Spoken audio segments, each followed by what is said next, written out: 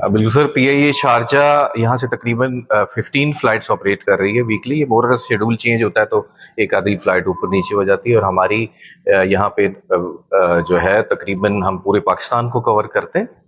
इसके अलावा हमारी सोशियो इकोनॉमिक रूट्स पे फ़्लाइट है, तुर्बत की फ़्लाइट वो भी हम चलाते हैं। आजकल अभी वो नहीं, लेकिन इंशाल्लाह हम उसको दोबारा रिवाइव करेंगे फ़्लाइट को।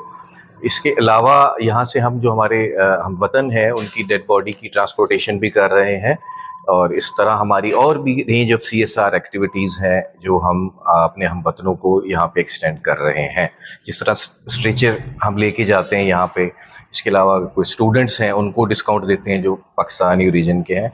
और काफ़ी और जो भी हम कर सकते हैं अपने कर रहे हैं। और इस नेशनल डे के मौके पे हम इस अज़म का अदा करते हैं कि हम इसी तरह अपने हम वतनों की खिदमत को जारी रखेंगे और इस मुल्क की तरक्की और खुशहाली में, यूए की तरक्की और खुशहाली में भी अपनी कंट्रीब्यूशन जारी रखेंगे। मेरी तरफ से और पीआईए शारजा टीम की तरफ से एक मरतबा फिर यहाँ के जो हुक्मरान हैं, रूलर्स हैं, उनको और यहाँ की आवाम को 53rd यूएई नेशनल डे मुबारक हो।